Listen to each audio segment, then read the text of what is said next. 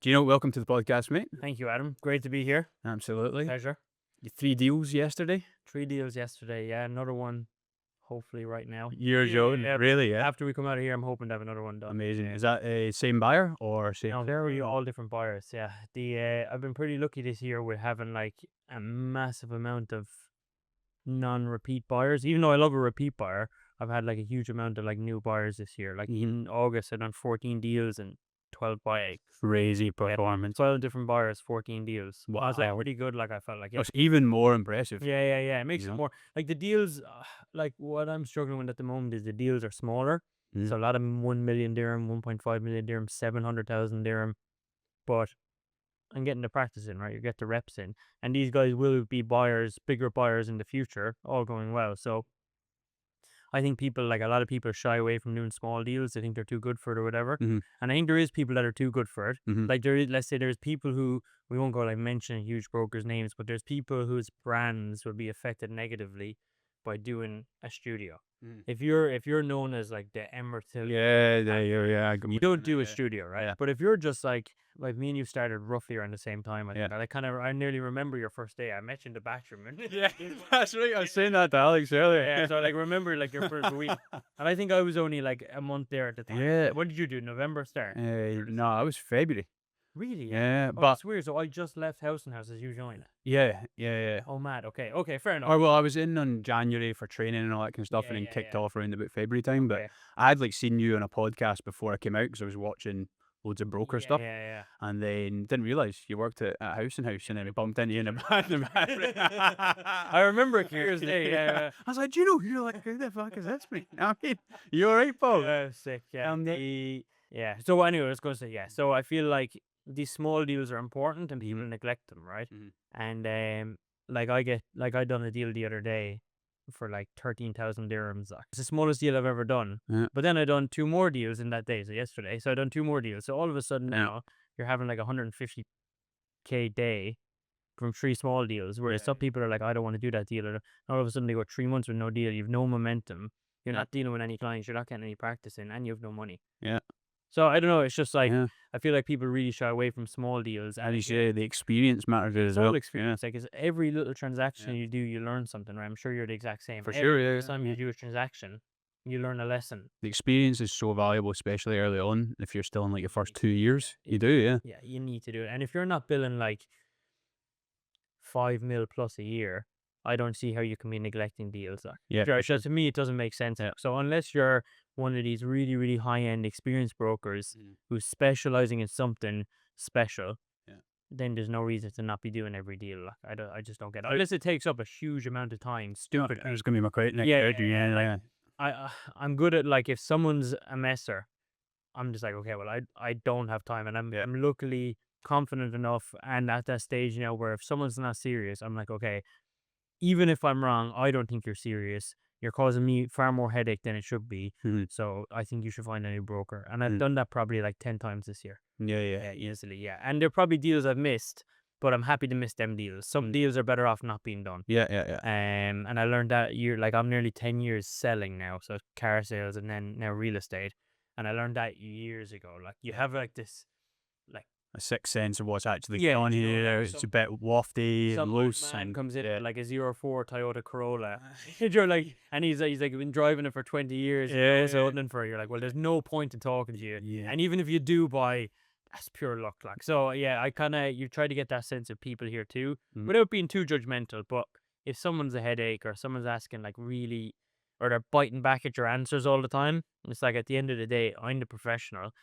I know what I'm saying, and I do this every day. Mm. If you think you know better because your uncle who'd never bought a property told you better, okay. But like I'm gonna like deal with someone else, and it's as simple as that. I think picking your battles, but I don't think like refusing to do small deals is the right way to go. Definitely not, no. And clearly, I've made a difference this year with taking them all on. Do you know what I mean? So Yeah, for sure. Take me back to the car sales then. So you were about 8 years or so in that. Like where did Dubai come on the radar and what made you pull the trigger? yeah, so car sales. I basically went to uni for like 3 months, dropped out. My mum was like, there's no point in you doing this. I don't want to, she didn't want to be putting me down, but she was also like, you barely done your leaving cert, which is kind of like GCSEs, I guess. Pardon me. And she was like, "You've barely done your leaving cert. You're going to college. You're just drinking and partying and doing whatever. Mm. You're coming back here on the weekends as if you've been at war every week. You have been to be fair. Coming back on a Friday like a zombie." She was like, "So like you're not really doing a whole lot." So what I did was then, I helped my dad renovate a house that summer after my first failed year in college. Mm. And he was like, "Well, he wasn't renovating it. He was paying someone to renovate it." And he was like, "You can You work with chip them." in, learn some So I'm boiler. fucking Yeah. floors, I'm kangooing floors, I'm Was there a part of you that enjoyed that? not a bit of me. Really? Yeah. And Yeah. not even a sliver of Nah. me enjoyed it. It's good No. skills to have though, Yeah, just as a man. It's You know what I mean? great to have, yeah, but Yeah. like fucking hell, I hated it. And then he was just like, so after like 2 months, he was like, "Is this what you want to do for the rest of your life?" I was like, "No." Lung full of sawdust. So I went back to college for another month. Yeah. The next year, I started a new course, and I was just like, "Joe, I'm not doing this, but I'm not doing that either." And I had this family friend for like, I was like the page boy at his wedding. So like my mom's friend is a car salesman. Mm. And I always thought he was like, well, he is a pretty cool guy. He's my boss for a few years after, but I always grew up like, he's pretty cool. Like he always has a new car. He has a nice watch. He dresses smart. He looks cool. He seems like he enjoys his life. So I just went and followed his route into car sales, basically, just based on him. Didn't work for him initially, worked for a few different companies, worked for him for a little while, and then ended up working for one of my old managers when he opened his own garage. After like 3 months of working for him, we were doing pretty well. He came back from Dubai and he's like, "Oh, if I was younger, like I'd go to Dubai. If I didn't open up this dealership, I'd be there selling properties." And I was like, "Really, yeah?" And then spoke to one friend who had a friend over here who worked in House and House at the time, actually. He doesn't work there anymore. He has his own company now. Yeah. Rang him. He was like, "Yeah, you should come. I'll get you an interview in House and House." So I interviewed with the recruiter at the time and then started like a month later. Yeah, it's mad. It's just all of a sudden, then I'm in Dubai. My life's taken like 20 steps back. I've like a Nissan Sunny Yeah. and a suit which I haven't worn in 5 years. I saw your post the other day with Yeah. the fucking fashion difference. Yeah, and I'm just like, Yeah. shit. I was like, Yeah. what the hell? It's overwhelming, the whole thing, and it's more expensive than you expected. So to expensive. be. Yeah. It's a bomb to get here. Yeah. You're left with fuck all after. Yeah. Just the And- deposits left, right, and centre. Yeah, Just and then Emirates ID. you just skipped leasing, didn't you? Yeah, yeah, yeah, Yeah, I went into leasing. yeah.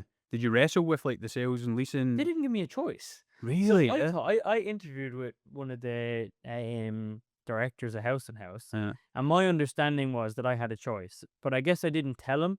I don't know. I think I handled it wrong. Yeah. So I actually did an in-person interview for my second interview Yeah. because I was in Dubai checking out the place, and I got on really well with him. And he was like, "They'll call you or whatever." So the recruiter called me, and he kind of was like, "What do you think? Like, you have sales experience. Maybe you should do this. You can look at offline. You can look at that."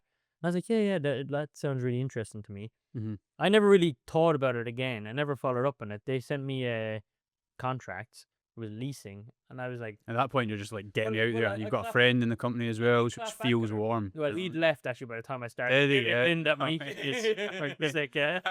Difficult. But I clapped back at the recruiter. I was like, "Oh, like this says leasing. I want to do sales." She's like, "Well, you should have told us that you're in the leasing group. We don't have space in sales." I was like, "Okay, whatever. It is what it is." Like I'm there, and I done.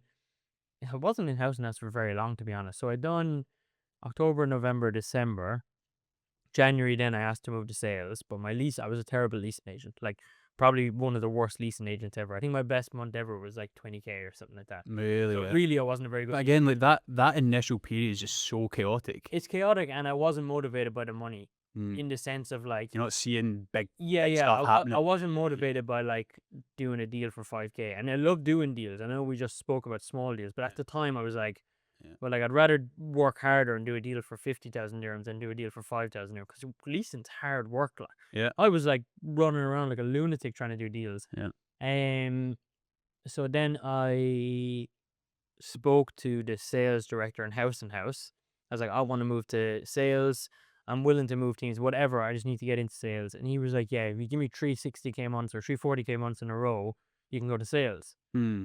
You're like, fuck, 40. I've only done 20. Yeah, Yeah. I couldn't imagine. The math's not going to work The either. last 6 years were like split 5K deals. And I was like, and then Were you being like frugal with your money at this point? Or were you, nah, yeah, I was because the problem is I'm terrible. I'm not terrible with money. I'm good at like, spending it. yeah, I'm good at spending money and I'm good at investing money. Like I have 2 properties. I've had a third property which I've sold, I've always had stocks, not much crypto, a little bit of crypto. I've always been like good at investing, spending, making, but I was never really that good at Mm. saving, and I'm not frugal at all. Like I'm not like I will pay. Like if you have the money sitting there, it's going to disappear. Yeah, I'll So you pay put it for in things yeah, to stop it exactly. disappearing. Yeah. I clear myself out. Yeah. I pay for convenience Yeah. constantly, Yeah, I and understand. I'm used. Especially in Dubai. Yeah, and I'm used to nice things because I worked in car sales. Like you make like 60 to 100 grand a year, Mhm. so I'm making that from 19 years old. Mhm. So I was used to a pretty like relatively nice life, right? Mhm. So I come over here, I wasn't being that frugal. I wasn't being crazy. I don't drink that much or go out that much,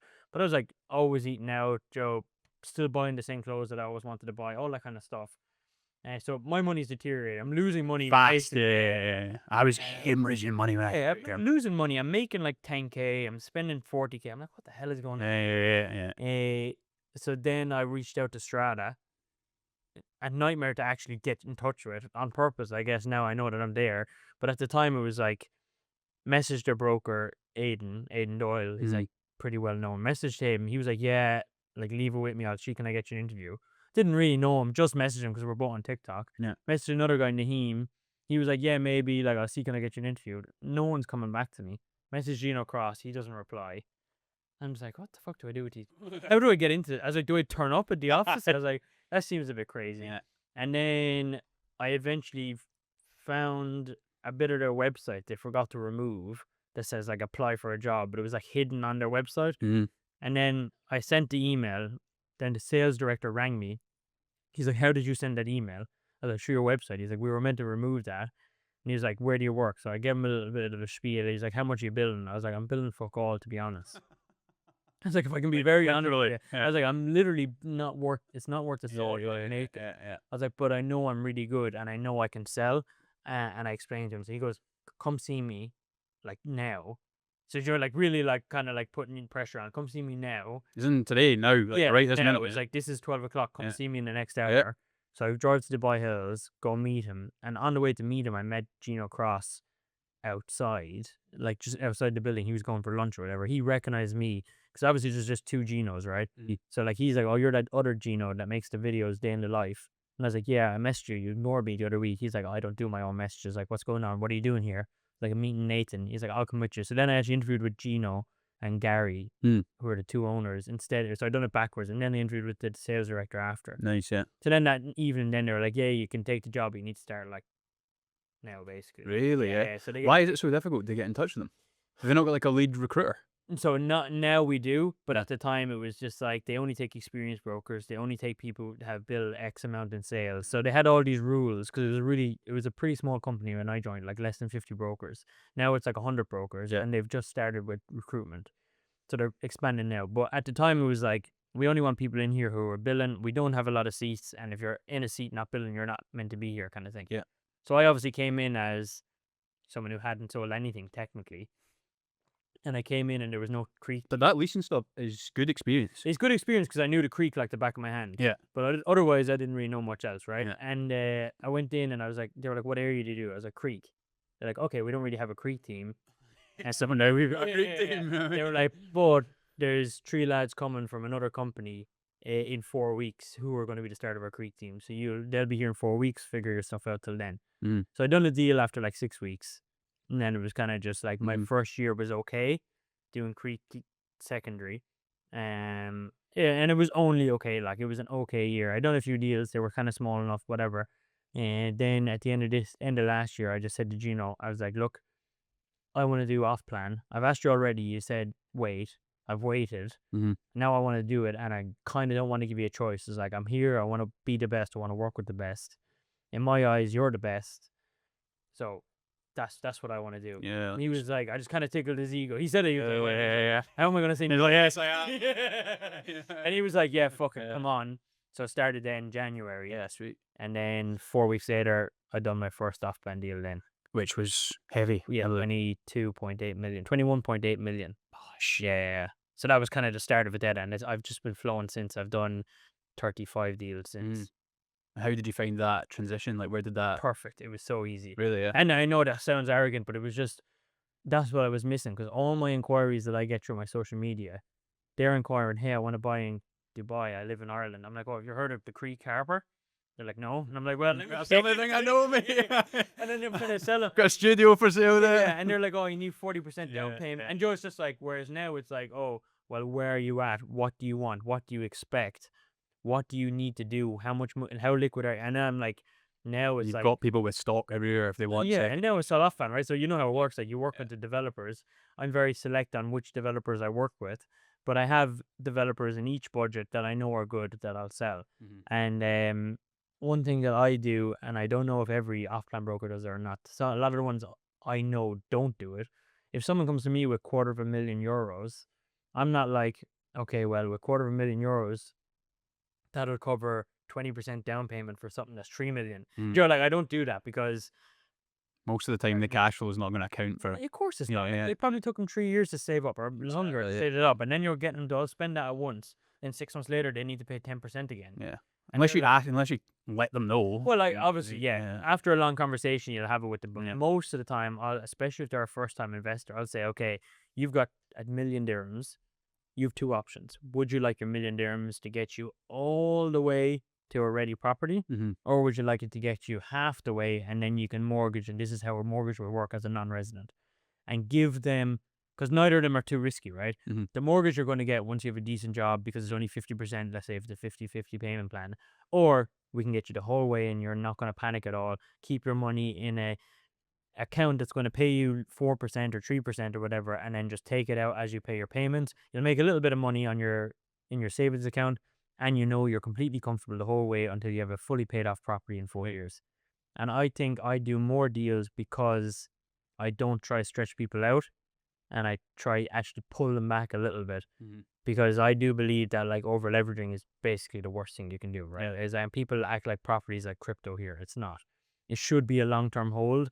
Everyone's like, oh, flip this, flip that, do this, do that. Great if you can, but it shouldn't be the goal, really. Like, Mhm. especially with offline, it's like, how are you going to know in 4 years you can Mhm. flip that one bed or two bed or whatever it is? Maybe you will, and hopefully you will, Yeah, obviously. you want to have a long-term mindset, I think, with Yeah, property, you need to have especially in long-term, this yeah. market. Just Especially the market's maturing constantly. The money that I see coming in now, especially from my clients, is like UK, Irish money, lots of it, huge portfolios back home, and they're coming over with the same mindset they have in Ireland. Like I've got one client, she's like my most important client, most important. She's my biggest client, and like I treat her almost like family, like, and she sells nothing, like. She's like, she's never sells anything, just buys stuff.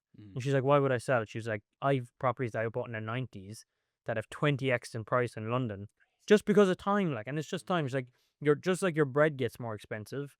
Your property is also, it's just inflation. You're just following the prices inflation. more Right? money. Yeah. Yeah. It's like when people make jokes like, oh, I wish I bought that property in 97, the day I was born, for 30 grand. But like, Joe, that was expensive then probably. Yeah. And it's just all time. So yeah, I think the market's maturing, and I think all this new money coming in from Europe, old money from Europe, new money to Dubai, is gonna like even make it mature. And it's not mean it's gonna drop, or maybe if it drops a little bit, okay, fine. But it's maturing it. It's gonna slow it down, which I think it needs personally. Yeah. Yeah. So if your social media, because I know whenever I lean into it, there's like more and more inbound stuff that happens, but there's so much dog shit Yeah, so that much comes. rich. Yeah. Like, have you got somebody helping you filter through that, or are you spending time doing that? Do you do? I do it. Yeah. If my managers are listening, block your ears now. I don't do any cold outreach anymore. I don't do any None. outreach anymore. No, Yeah. zero. The only outreach I will do is if I get a referral from someone else. So let's say I work with like mortgage brokers, wealth managers, referral, people who sell watches, whatever. If they give me a referral, it's not cold outreach, right? But I'm like making that point of contact. Hi, Tom down the road, give me your number. Yeah, Said you're looking yeah, for. yeah. I'll do that. It's the best way to do business, really. But I'm not doing any cold outreach whatsoever besides that. The only one I do a little bit of is, and it's like lukewarm outreach, is I'll follow someone on Instagram. If they kind of interact back with me and I think they've like something going on or they're half interested, I'll message them.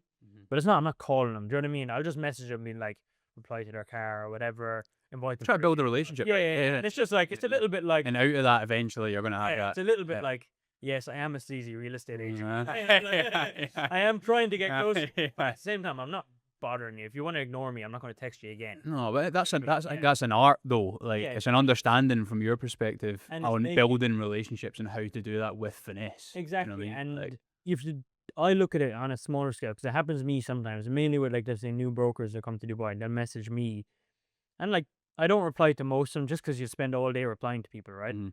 But I will look at it and I look at their page, and if they're like posting like in zero gravity every night, now Joe, all this, I'm just like, well, I'm That needs to drop. probably not going to bother giving you the time just Yeah. because you're probably not going to last. But if someone's like here a month and their page is all property, all this, I'm like, okay, Yeah. let's just have a quick over and back, see if I can give you any help at all.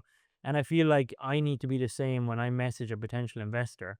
So if they look at my page, I try to keep it not all real estate. This is my missus. This is my life. This is where I go on holidays. This is where I live. This is what I do. This is what I drive. Mhm. And this is my job hidden in the middle of it. Mhm. So I'm trying my best to come across as Gino Forte, the Irish guy in Dubai It's that has friendly, likable, that has to approachable. sell property. Yeah, Yeah, yeah, yeah. yeah. They And like, feel like they know you. and yeah, the property is like the last thing, right? Yeah. Which is hard to do because you also it needs to be the number one thing because Yeah. that's what makes our money. Yeah. So, I don't know if that answers your question. Yeah. Oh no, yeah. So going through the shift. So basically, yeah, I'll reply to everyone. You can usually tell by their second reply whether it's any use talking to them. Mhm. But I did hire a VA this month because I'm doing running ads in Ireland, and there a lot of shit comes through that. Mhm. So she rings them first, just speaks to them. If they're like think they're getting a job interview, there's a lot of weird stuff that for some Oh, reason they sure, think they're mate. doing. It's They gotta think be. they're getting job interviews. They think they're buying cars. They think they're booking holidays. There's all sorts of stuff that happens. So she just goes through that, and if they even mention, oh yeah, property, even like I don't even get her to assess past that because then you're just quizzing them, right? If they're like, yeah, yeah, I did inquire on that property thing. Okay, brilliant. Gino's going to reach out to you in the Mhm. next 12 hours. Oh, who's Gino? What's Instagram? You're like, okay, well, that's in that shit part. So she just does that for me, but that I don't get her to assess them any more than the fact that they know they wanted to speak to someone about Mhm. property. And And I how talk to them, and maybe they're a waste of time, but at least I got the first bit out of the way, yeah. right? So How, like, labor intensive is, like, taking on a virtual assistant? You, like literally was nothing, really? Yeah. almost nothing. I almost feel sometimes like I should give her more attention or more time. Really? But what I heard it from was like a specific to real estate agents, virtual assistant, like brokerage almost like. So I messaged this company and they'll apply you a virtual assistant. I think she's in Lebanon. And they're just like, yeah, she's specific to real estate agents. So she can give you 5 hours of her day during these hours in these days for this amount of money. Because on the other day, she's working with a different real estate agent in Dubai. So she already knows the process. And I'm getting her to do very simple stuff. Here's a reservation form. Can you please fill this out for me? If sometimes it's quicker for me to do it, but if I'm busy, can you please fill this out for me? Because I don't do listings, right? I'm not on any portal, so it's just reservation forms, and please call these leads as they come in, and just figure out whether they know they inquired with me or not. If they didn't, put them in this Excel sheet. If they did, put them in this Excel sheet, Mm.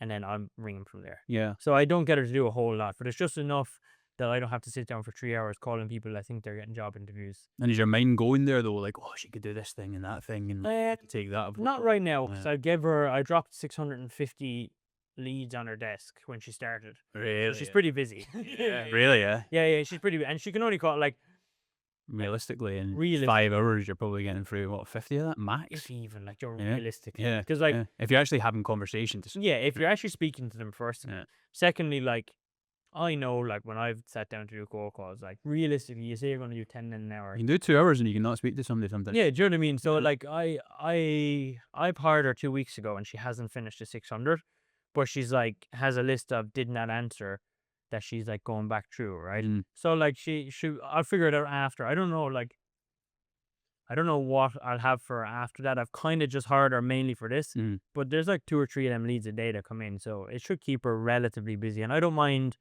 slightly overpaying for something that really saves me a lot of time. Nice. Yeah. And I think like in a lot of ways and a lot of things I do, the more I outsource, it gets a little scary though, because you're like paying salaries nearly in a way. Like Yeah. should Yeah. I For pay sure. her? It's just more commitments in an already busy Yeah, yeah, yeah. expense. It's crazy. Like so, I pay her, pay my videographer slash editor, who's like one company. Then I pay my ads manager. Then I pay for my ads. Mm-hmm. So like all in all, it's like 6,000 dirhams, 2,000 dirhams. 7,000 dirhams, 10,000 dirhams. So every month I'm spending like nearly 30,000 dirhams just outgoing to Mhm. people helping me to get my job done easier. Yeah. Well, ultimately, it's working, isn't it? It's You know? working, yeah. It is working, and I could probably do it without them, but I'd have less of a life Mhm. because I'd like to be able to like spend time with my missus, go for dinner with my friends, call my sister who lives in like Denmark, or like call my friend. One of my friends is trying to move here at the moment. He's an engineer. He's trying to move here, and he's like asking me questions, and I can actually give him time in the evening to help him and talk to him Mhm. because I'm not just sitting there racing through admin all the time. So, Mhm. and it keeps you on point, right? Mhm. Like we were talking about social media before we went on. Like it's so hard to be consistent in social media. But if I pay my video guy and I'm paying him for 3 videos every week plus a YouTube video, which haven't started coming out yet before people say, well, you're not posting YouTube videos. Yeah. So like I pay him for that, meet him once a week, record them all. He edits them, and then every single week I know I have them videos coming. Yeah. Uh, What does your day look like? Like, have you got like an actual system or routine with your working day, or are you just at least getting up at like the same time, same morning I routine? get up usually between. So yeah, that's one thing. So my health Because I struggle without like with a routine, yeah. yeah, But you're very into like the gym and stuff, right? So you yeah, probably get up in the morning and do your workout. yeah, I'd imagine, right? yeah. Yeah. So like I've lost that completely. Yeah, Yeah. I've lost it complete. Like it's fucking Just not terrible. interested. Well, like I woke up this morning, I went for a run. I went for a run with one of my mates who lives in Old Town. Did like just a 5K run. And he was like, "When's the last time you ran?" And I like checked my Strava. It was May. It's like May. I was like, "Fucking hell, that's a long time." You've done no training since then. Nothing like maybe Yeah. all the time because my missus is pretty into the gym.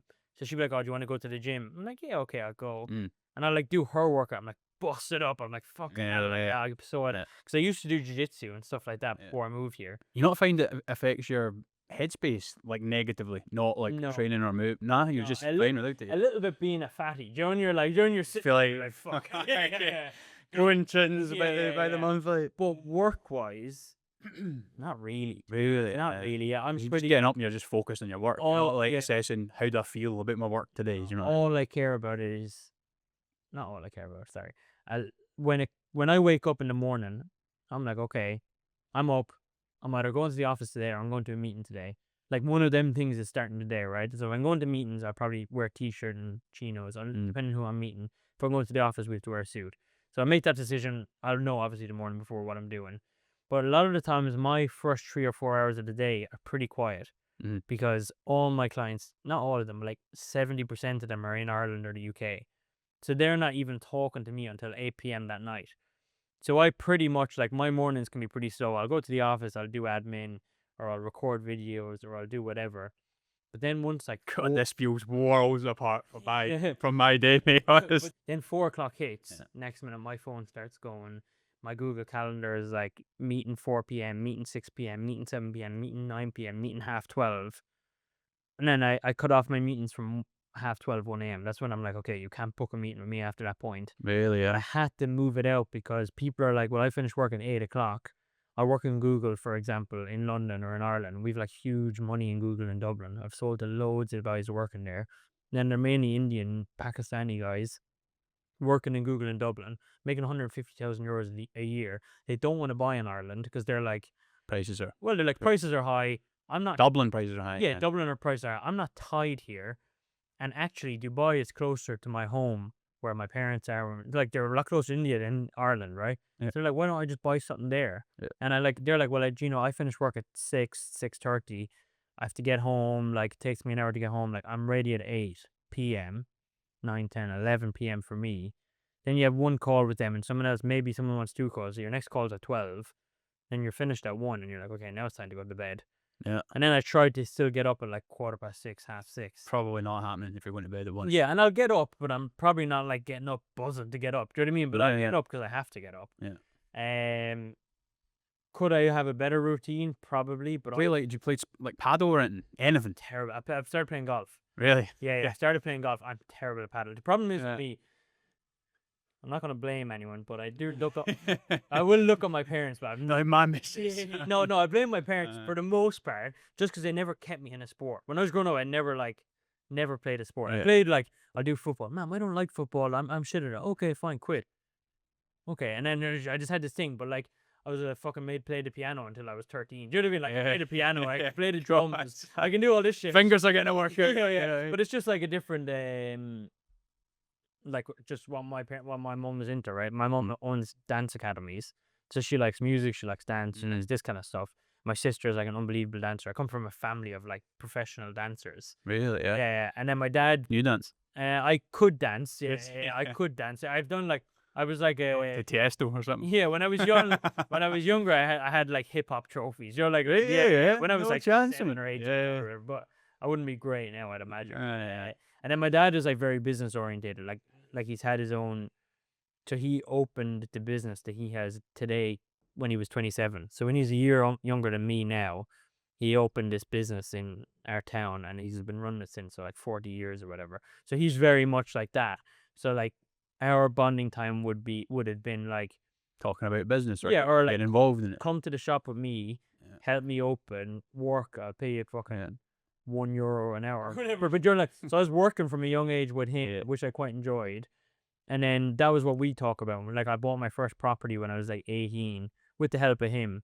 Like we went like halves on like this rundown property, renovated, all this kind of stuff. Nice, cool, yeah. So that was kind of what I learned from him, which is obviously fucking extremely valuable. But the sports thing, I just fucking went to the wayside. And I know I could get into it because I got into jiu-jitsu before and I got in quite good shape.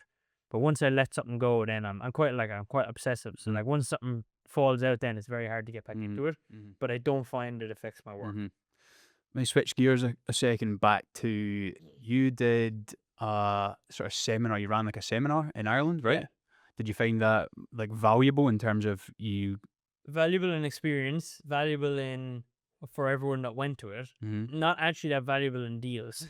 Really, yeah. I think we've done 2 deals out of it, Which which isn't great really, because like it's a long way to go to do 2 deals. I done a podcast with my old boss the week after, or the week of the seminar. Did the seminar on Saturday. Monday did a podcast with my old boss. I got like 600 views on YouTube, and I sold 2 properties from that podcast. did you I really? also sold 2 properties from the event we held, which had 3 months of planning, travel across the world, a full day of work from 2 people, from 2 Yeah. brokers. Do you think that's something though that you could lean into more and do like a second, third, Yeah, fourth, that's and it would like grow? That's what we need to do. Yeah. Technically, that's what we need. Me and Dara, I don't know if you know Dara that well. He used to obviously work with you guys. So we've discussed it loads of times, and we know the right thing to do is do it multiple times. And Strata are like super supportive. They're like, yeah, we'll help you do it. We'll do this. We'll do that. Like Gino Cross was even like, I'll come with you the next time. Like we'll have like 3 of us there. So we probably will do it.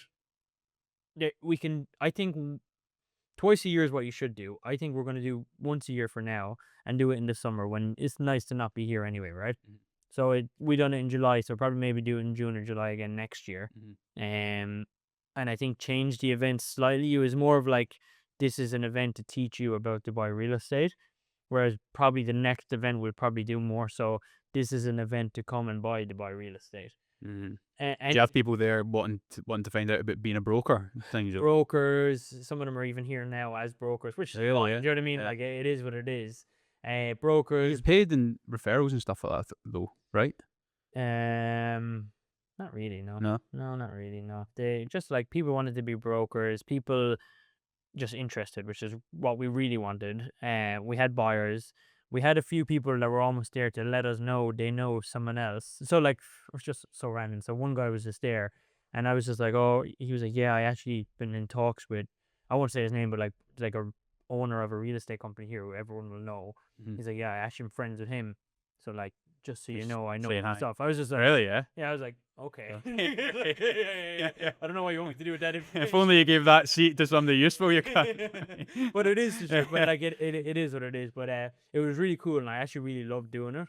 Yeah. Because I love the sound of my own voice, which is obviously. So like, it was like up there. I was like, this is pretty cool. Like, I can't believe there's like 70 people here. Yeah. Like some of them travel like 4 hours on trains to come to this event. Like, so that was pretty cool, and that side of things. But did it actually sell that many properties? No. 2 properties is decent.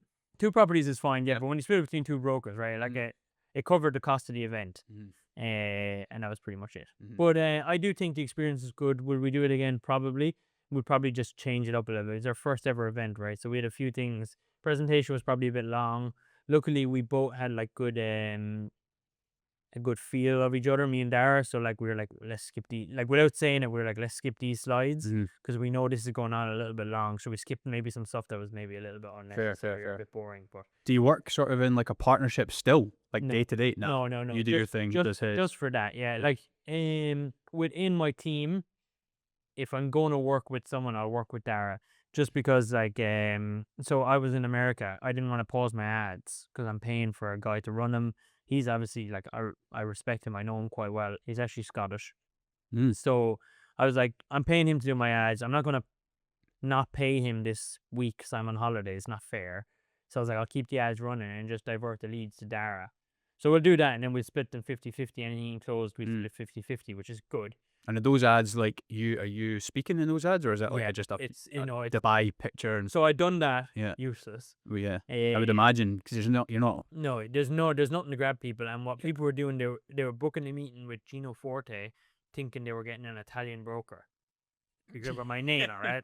So like I get on the call, and he's like, "Oh, you're Irish? That's so weird." And then it's like, but my biggest selling point is being Irish because a lot of people love Irish people. Yeah. So I changed the ads then to me in a video in downtown, and it's just like, come sit a meeting with an Irish broker, blah blah blah. And then I actually sold to like an Indian guy in London, who lovely guy, and he was like, "Oh, the reason I inquired in your ad is because I fucking love Irish people." And he was like, I go to Cork, which is kind of near where I'm from. He's like, I go to Cork on holidays just because I love being around Irish people. So when I saw an Irish broker, I was like, yeah, I want to deal with him. Yeah. And it's not a unique selling point because there's loads of Irish brokers, right? But you guys know in house and house better than anyone. Your Irish brokers are like top of the litter for the most part, right? Yeah. Like you're like, if you look at your top 10, there's definitely more than 2 Irish brokers in your top 10. Or pretty close to it. I'm at top 20. Yeah. You got some yeah. like, They're not as good as the Scottish, obviously, but well, yeah, yeah, close. sure. Because you've got Paul, right? He's like one of the best brokers yeah. in Dubai, and he's Irish. You've got JP, John Power, who's obviously in your top, like, I assume it's in your top 20 probably in the company as well. So you got like, it works, and it works for me too, because British people like Irish people, European people like Irish people, Americans love Irish people. Anyone, not to be bringing up anything political, but any Muslim people tend to quite like Irish people because Ireland stands quite closely with Gaza in that whole thing. So there's a lot of people see Irish and they think like, oh, okay, that's good. Yeah. And it's like trustworthy and nice, and their favorite actor's Irish, or they like One Direction and Niall Horan is. Like they'll have all this kind of 100% ties into Ireland for such a small country. It's quite weird, right? Yeah. But imagine you get it similar enough with Scotland too, right? Yeah, I would say I definitely feel the same. Yeah, people are quite warm to you. Generally, people like the accent, or it's just something different. There's always eye-catching. a little bit funny about it. yeah. Yeah. So I just play on it like I basically milk the shit. Lean into it. Yeah, of course. But I think it's a little bit weird for me because my name's not Irish. Yeah. But then I think it makes people remember me more because I'm not like, let's say, John O'Neill. Yeah. It's like Gino Forte. That's a weird name, and he's Irish, and then it's easy to remember. So I feel like that kind of helps me a little bit too. So the social media thing's massive for you. It sounds like that's like your main focus. Pretty much. Yeah. And then how does that boil down to, like, is there any systems behind that? Obviously, you pay that guy. He's like, right, I'm going to meet you on a Saturday. Have like 5 or 6 ideas that we're going to run through. Yeah. And then do you schedule time before to yeah, nail that down? What the idea is. Yeah. And no, like, nothing against my video guy, but he does a good few people's videos. So if I just leave it to him, firstly, he doesn't do real estate, right? He doesn't sell property. He records multiple agents. So he'll come, and not by fault, but by default, his ideas will just be something he's probably recorded a few weeks ago with someone else, which is fine. Do you know what I mean? He's like, obviously that's, if that popped and got 1 million views, great. But most of the time, that's most not of the gonna time it doesn't. And as well, because he mainly records for strata brokers. Often we're not, like, if we're in the office, it's a similar background. People know that we're both in strata. So like, I try to have my own ideas constantly written. I try to do maybe 3 videos a month about real estate, and I try to do more videos about either 3 a month. Yeah, about real estate, and Really? just about Just Gino, what you're doing. Gino, who I am, what I'm doing. Yeah. I recorded one about like how many blank t-shirts I have the other day. Just stuff is just like, oh, that's who Gino is. Do you know what I mean? Or like, how many do you have? I had like fucking 12 white t-shirts, just stupid like that. Go on. So, But it's just like all this, like, do you know what I mean? Like, that makes, I recorded one in Hill House the other day, sitting in yeah, I Hill House. saw that. Yeah. Yeah, and it's just like, yeah, this is a ridiculous place to go because you're only going to get hounded. My boss is behind me. There's a watch dealer who I know over Yeah. there. There's 7 agents over here, and there's 20 Yeah, recruiters in I this seen one. all over in the background. Yeah, you know what I mean? It's like Yeah. this is a terrible place to be. Like, Yeah, because yeah. if you want some peace and quiet, you're not going to get it here. And you're not going to work because No, you you're end not up gonna get work. bouncing off Yeah, people. Yeah. So like, and that got like 10,000 views. That's a silly video. No one's gonna buy a property because of that video, but they'll be like, "Oh, you're that guy that made that video slagging off whatever in that place." That seemed funny. That seemed genuine. That seemed nice. Yeah. Then they watch 20 more of them videos, and all of a sudden, then when they want to buy a property, they're like, "What was that Yeah. Irish guy who made?" Even valuable with just other agents raising your profile Yeah, because you're on top of mind about have you got a buyer for this or exactly. link up Yeah, with yeah. that or And I do, even though I'm an offline, I still do deals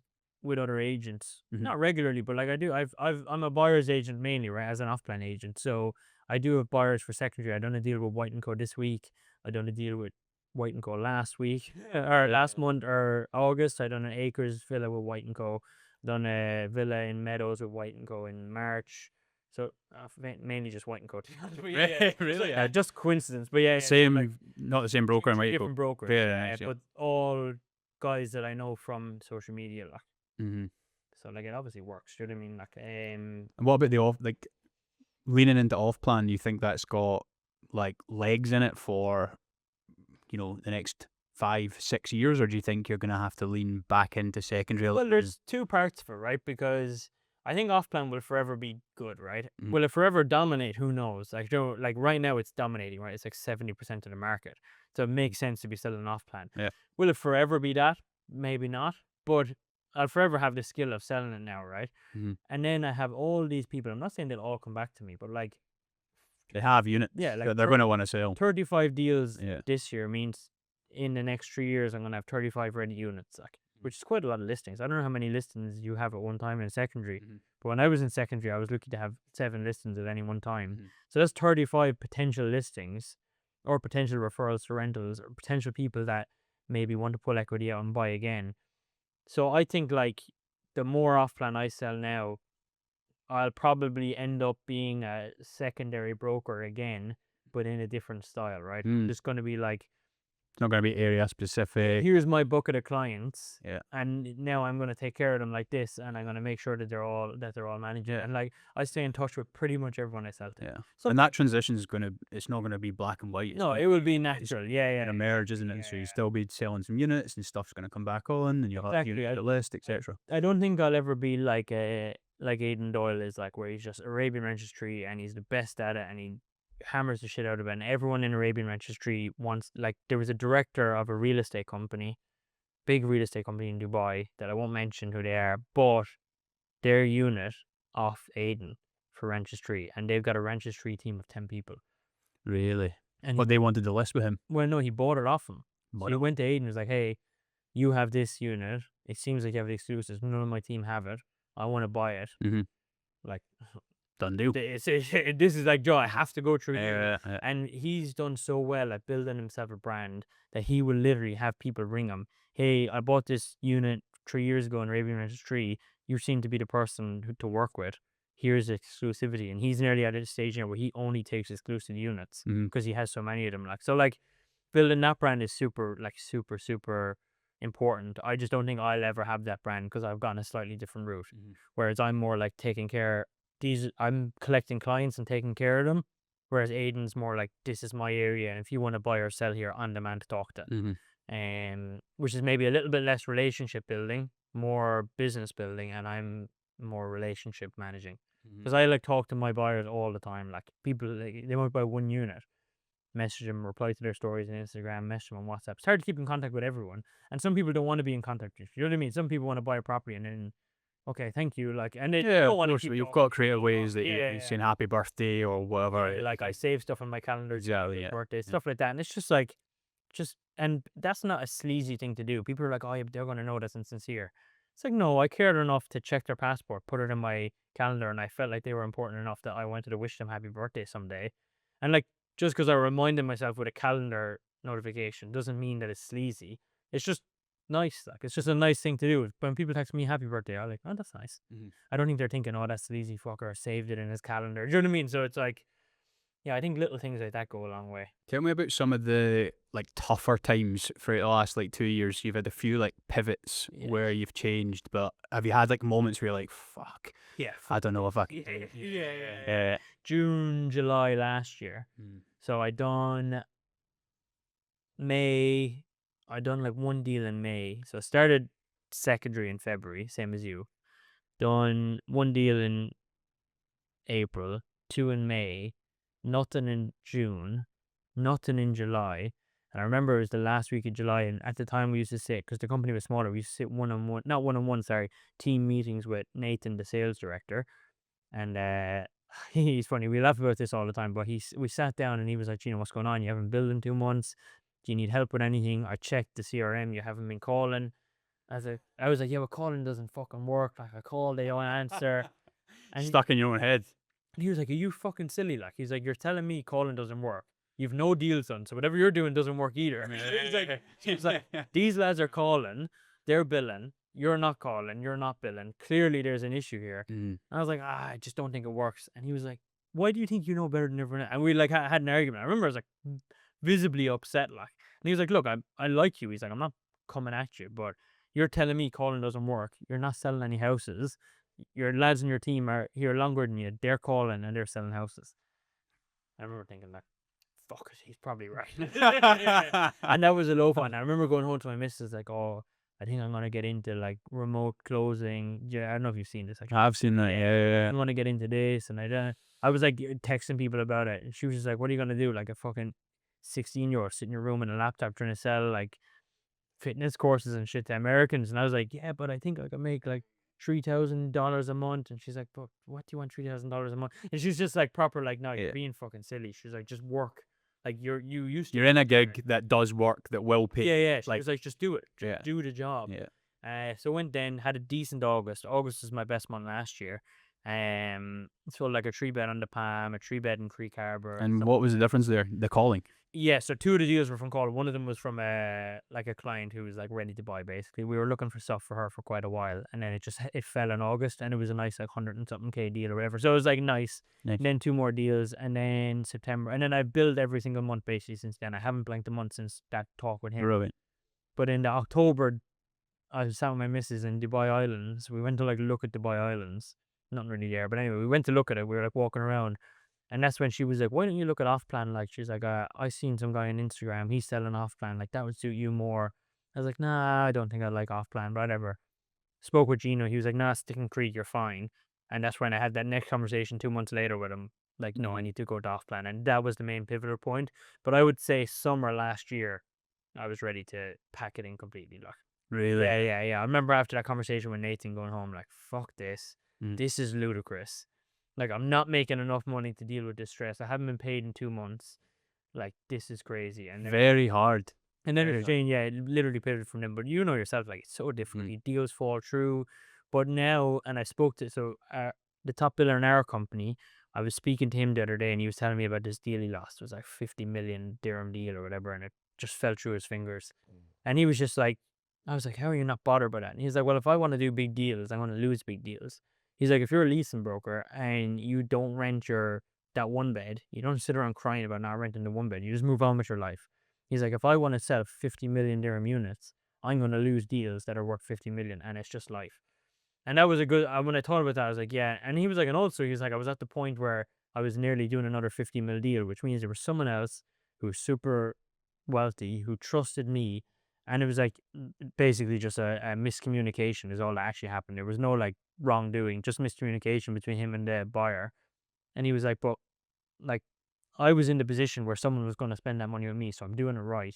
He just wasn't the one yet." And so I go again, and he does loads of deals like that now, right? Mhm. But he's like, "You're going to lose some. If you're focusing on big stuff, you're going to lose big stuff. If you focus on small stuff, you're going to lose small stuff. It's the nature of the job." Mhm.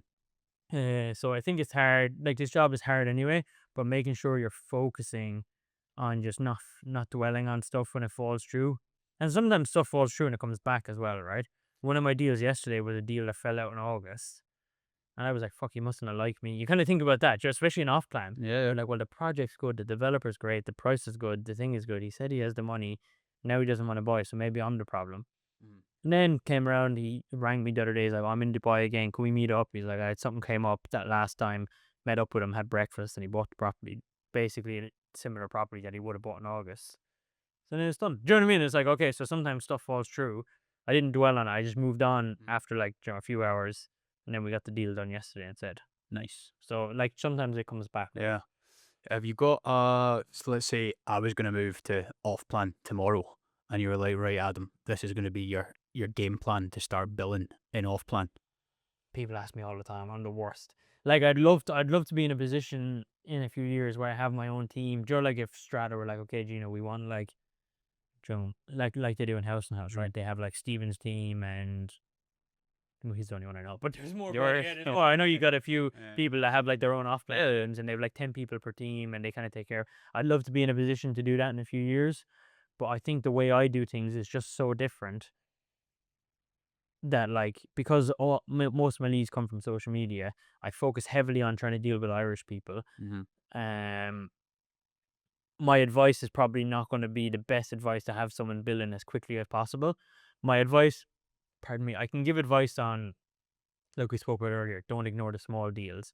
Don't try overstretch people, scare them. If it's their first investment, make it a smaller investment so that they're comfortable. Rather than chasing that extra commission, why don't you just actually make some commission and make sure they have the right thing? Then they'll tell their friends about you and they'll come back. I can give advice on that. I give advice on working with the right developer. I'll give advice on the process and make sure you're managing. But actually getting the clients, I think I get my clients in such a unique way that the correct advice is, hey, go cold call, go network, do this, but do as I say, not as I do, kind of thing. Because I don't. You're doing that digitally, I right? do it digitally, yeah, but I don't sit down calling 100 people a day. Yeah. Which, if I did, I'm sure I'd probably make more money, right? Yeah. But like, I pick my poison at the end of the day. Like, I'm not. You're on social media and you're spending money on ads to get people to see your ads. So that's how you Talk get to cold me. calling. That's Most kind of of the like people that see it yeah, are going to do fuck all about it. yeah, And then you're going to have some people that will inquire that you then contact and do the deal. exactly. Same thing as having connects. I'm basically paying. Luckily enough in a position now where I've made enough money that I can put aside that amount each month. And I guess a new broker doesn't have the luxury to do that, right? Now the company provides leads as well. Like Strata provide leads to people, but you're sharing them leads with 20 brokers or 30 brokers, so you get less, right? Whereas if you're doing it on your own, you get all the leads. So they might get 2 leads a week each or whatever it is, whereas I'll get like 2 leads a day. So it's a little bit different on that front too. But yeah, my advice would definitely be just don't shy away from the small deals. Get as many transactions as you can get. Pick your developers wisely. Don't go with some developers that are paying 7% or 10% or 6% or whatever. Pick a developer that's like, okay, I know that this developer is good. And then one huge turning point for me was actually buying something as well. So when I bought Sol Levante, I literally had people like, hey, I don't know you, but I've been watching your videos. I see you bought Sol Levante. What did you buy? Like, I bought a OnePlus Study. I bought it this way for this reason. My plan is to do this with it. Can I get the same thing? I was like, let me check. I was actually one deal I'd done. I was like, yeah, you can actually have my neighboring unit for the exact same price I paid for it. And we can literally do the exact same thing.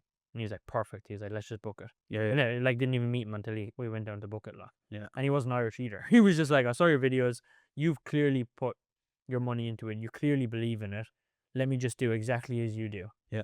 And why did you like that project more than so anything else? Or why did you choose it? So funnily enough, the reason I actually got on the project was because of Stephen Leckie. So Stephen Leckie done a House and House podcast with Paul. And he was like, oh, I've just bought this one bed in JVT. It's called Sol Levante or whatever. And I remember like, oh yeah, whenever Stephen, like, I've said this to him. I haven't met him that many times, but he knows I'm a fan. It's like, I've said it to so many people now, it's gotten back to him multiple times. Like, I wish him a happy birthday. It's going to make it even worse. Yeah. I wish him a happy birthday. I really Sending roses to him. But I think he's the man. And I think, like, I just think he's really, really good. And I love his content. I like what he's about. And I know he knows his shit, right? Yeah. So it's the same with my boss, Gino. When Gino tells me something, I don't question. I'm like, he knows what he's talking about. He's sold loads. He's bought loads. He's constantly in the market. When he tells me something, I know he's right. Same as when I hear Steven say something, I know he's right, right? So that's kind of was my first thing. So I went down to the developer's office, sat a meeting with them. They talked me through the project. I was like, yeah, okay, it's really good. And then they spoke about their history. So Sol's history is like, we built and owned the Edition Hotel. We built and owned the Radisson Hotel on the beach, on West Palm Beach. We built an Onsal Avenue. We built an Onsal Bay. We built JVC Mall. We built uh, Ocean House joint venture with Ellington. We built all these things, and I'm like, okay, so that's all really, really good shit. And you're telling me I can buy in at 730,000 dirhams with the same developer who built all that, plus the plot of land is big enough for 4 buildings, and you're building one building on it, which means there's going to be 599 units instead of 1,200 units if it was 4 different buildings. Plus, you have 50,000 square foot of amenities. Plus, there's nowhere to build in front of it the whole way to JLT, so you can't block the view. And it's on a 50/50 payment plan. JLT's good area, well connected. Yeah, yeah. So you're like literally 9 minutes from, because it's in JVT, right? So you're 9 minutes to the marina. You're 2 minutes to the warehouse gym in Jumeirah Park because you're in that district. Plus you've your own. You're right on the entrance and exit to JVT. And I was like, well, that all just makes so much sense. That should be an easy sell. So 2 in July. Plus, there's a 1+ study, which there isn't Yeah. many Plus of. I bought the 1+ study, which there isn't many of. 900 something square foot for like 1.35 million or whatever I paid for it. And I just today sold my 16th unit in that project. Yeah, crazy. So Q3, I was a top selling individual agent for Sol. I think House are still ahead of us as companies for sales, but obviously there's a lot more of them, right? Mm. But yeah, I think I'm the top individual selling agent for the project.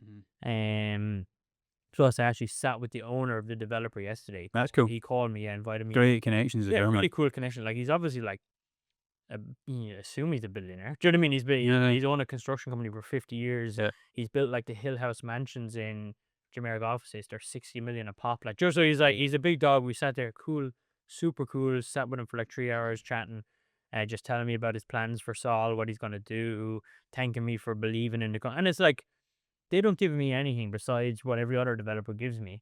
But I know I'm giving my clients something that's like, this is going to be shit hot. And when you look at JVT, besides the villas, this is the only place people are going to want to live. There's going to be like 4 buildings in JVT by the time 2030 comes that people are going to want to live in. And this is going to be the top 3. Yeah.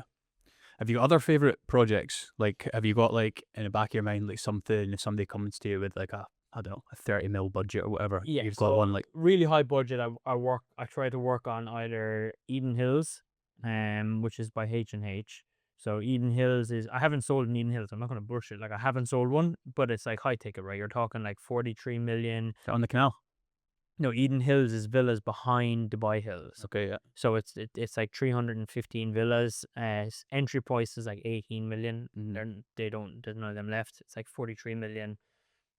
There's a couple like under 25 to 30 million, but more of an end user product, not really at the price point now for investment. But 43 million plus is like 2,800 a square foot, and Fairways by Emar is right across the road selling for 4.5 a foot. 50/50 payment plan, arguably the best developer Dubai's ever seen, like responsible for the Four Seasons residences, which is transacted like over 10,000 a foot on the canal or something crazy. Yeah. Like really, really amazing developer. As a company, Strata have sold a lot of them, and our directors and some of the agents have actually bought villas there. Like they're really into it. I've had clients for it, but I haven't closed them. But it's a hard close, right? Like even if it's a great deal, 43 million dirhams, a lot of. So I do like to focus on that. I like District 11 out by Nal Sheba, so that's where I sold the Karl Lagerfeld villa for 21.8 million, and I've sold apartments in that same location. I quite like it out there because I think connectivity wise, you this time. That's a timer. Sorry. Okay, we're nearly done. So connectivity wise, it's like right by Silicon Oasis, easy connected to Al Maktoum Airport, easy to DIFC downtown, but you're still out. You're kind of out in a bit of privacy. So I like it out there. I like Eden Hills. I like Sol Levante, obviously at the moment. Otherwise, I don't like spread myself too thin. I like Expo City, like everyone does. I like Maritime City. Don't love Dubai Islands. I like Maritime. But yeah, and then obviously developers, just some developers that are always good, right? Omniat are always good. The prices might not always be amazing, but the product's always really good. Emar, I actually don't sell any Emar, but like I do like Emar. I just 80/20 payment plan. It's not always easy to sell. Probably you could argue safe is, It's super, but yeah, it's super safe. Like, if No. people want really, really safe things, but they have to have the capital, right? And Emar this year, I've noticed, are doing less apartments, more villas, townhouses, Yeah. which is great because the market needs it. Yeah. But it's also harder to have buyers for, right? So and I'm not afraid of the Mac either. To be honest, I like the Mac Really? Yeah. townhouses in the Mac and stuff like that. Yeah, and I Mhm. think like really good value. People make a lot of money. Them the Mac Lagoons. People were buying them for like 1.64 years ago, selling them now for 3 million on handover. Yeah, yeah. Double your money. That's Yeah, pretty nice. Do you know what I mean? And they're nice townhouses in a good yeah. location. And the Mac, they get slated a little bit for their quality, but their communities are always nice, right? Mhm. The Mac Hills one is nice. The Mac Hills two is a nice community. Lagoons would be nice. So you have to pick your poison, I think. But yeah, Mhm. I think mainly that would kind of be what I like the most. I sell other things, of course, but Ellington are always good. Mhm. Yeah. You've worked in two kind of bigger companies now. Do you, You've what do you feel like the main advantages of working with like a bigger brand? So brand is everything when it comes to real estate. House and House have an excellent brand, which we discussed. It's like a corporate brand, but it's a respected brand, and it's 12 years in the. Or I'm not sure how long it is. 12 years, I think Mhm. they're around something like that. Strata are only 3 years, and they built like a very very fresh brand. Is like, hey, we're really good at marketing. We're really good at doing this shit, and we'll do it a little bit differently, and your house is going to get sold. Not everyone loves it because maybe it's a little bit more aggressive, but it's a proper brand. Like people are like, "Oh, you work at Strata." Like, I get it all the time. Whereas you might get that less in House and House because there's so many brokers. But when you call someone, or if you go to like Arabian Ranches, you're like, "Oh, I work for House and." Oh, of course you do. Yeah, I know. Like my cousin bought a house. I did so, and you get that thing at that where Strata, There's a it's a bit. familiarity and a trust that comes with that, Yeah, right? with Strata, it's a bit fresher. Maybe they don't know who you are off the bat if they're like older, like an older, more local person. But they're like, well, this is who we are. Here's our Instagram. And they're like, "Oh, you get 30,000 views on YouTube every video you do. Your reels get 100,000 views. Oh yeah, you've three directors. They're all extremely like accomplished not that long ago in their areas, Dubai Hills, all this kind of stuff.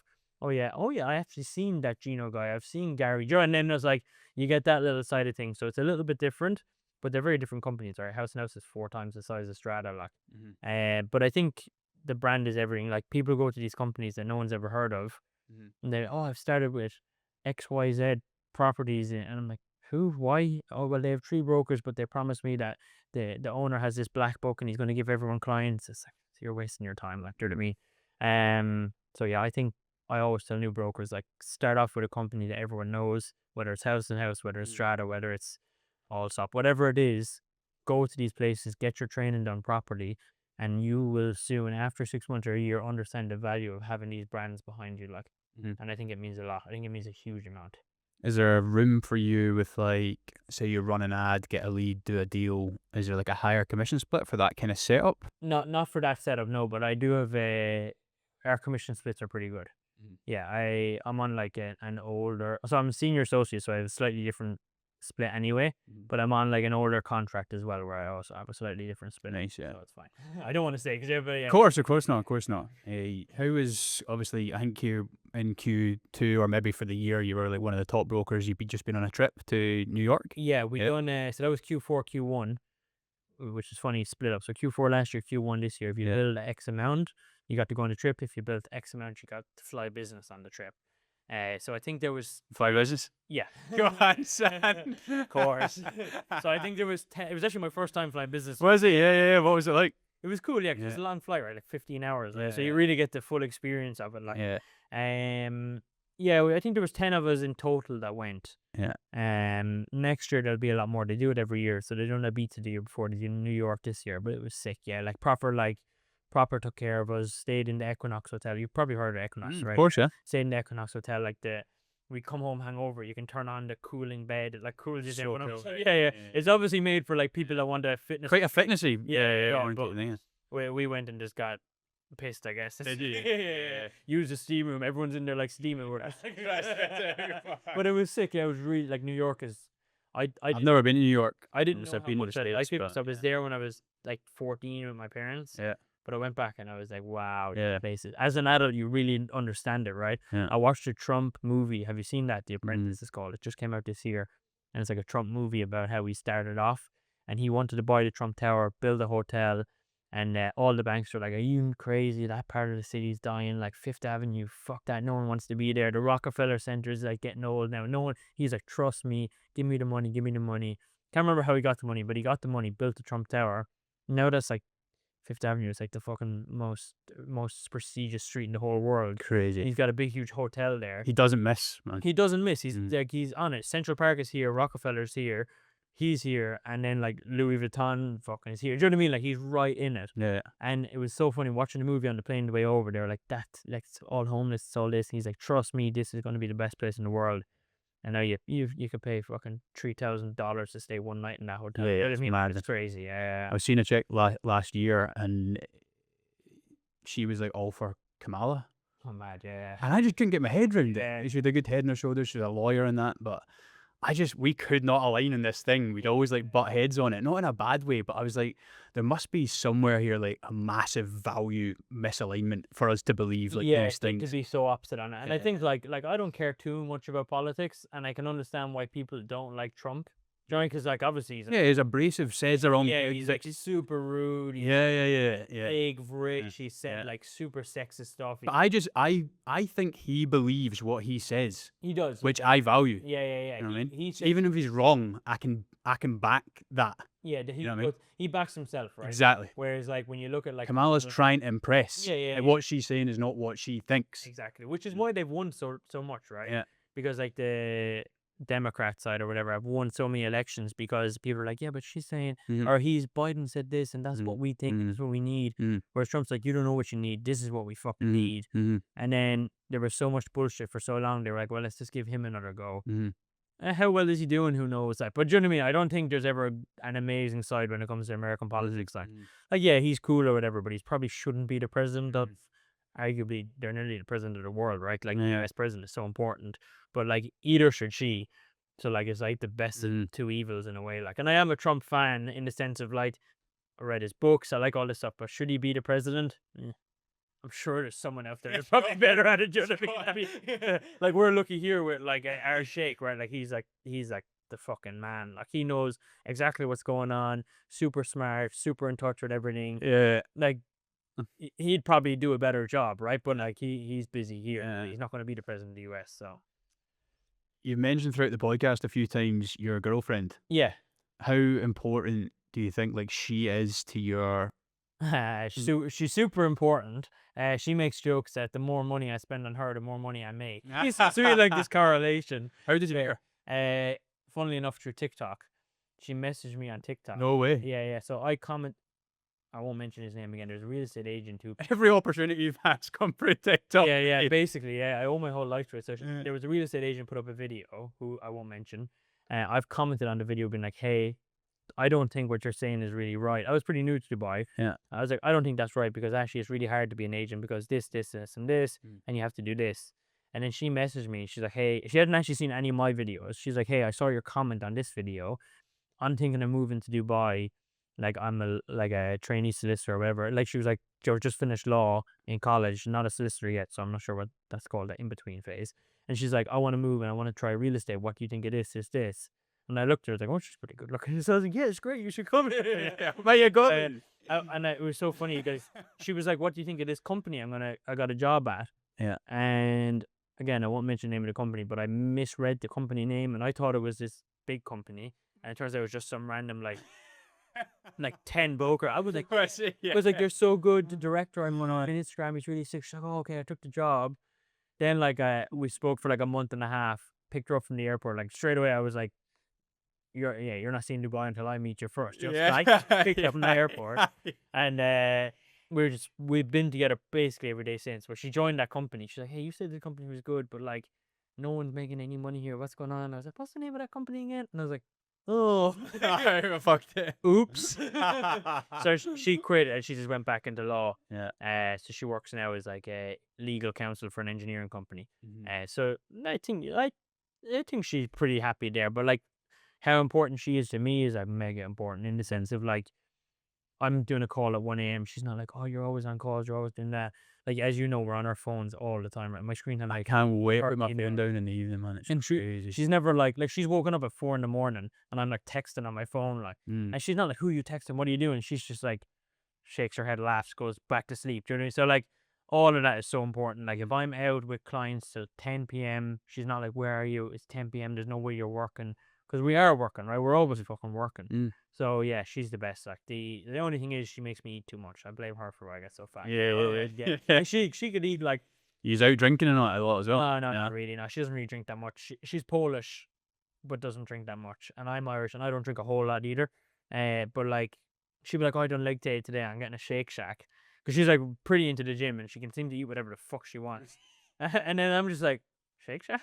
Yeah. So all of a sudden, I've done no workouts, sat on my phone all day, and I'm having a triple Shake Shack. Yeah, of course, yeah, Yeah, where she's getting a Shake Shack single burger, and she's been in the gym for an hour and a half. So yeah, I blame her for making me fat. But besides that, yeah, she's really really good. Like I definitely couldn't, I wouldn't be as far along without her, especially with the off plan thing. It was her that said like, Mhm. "Why aren't you doing this? This makes way more sense. Mhm. Like forget about Creek, basically." Like, and yeah, so it was all kind of down to her. So yeah, pretty much. Like we're together now a year and a half. It would be like 2 years in May, I think.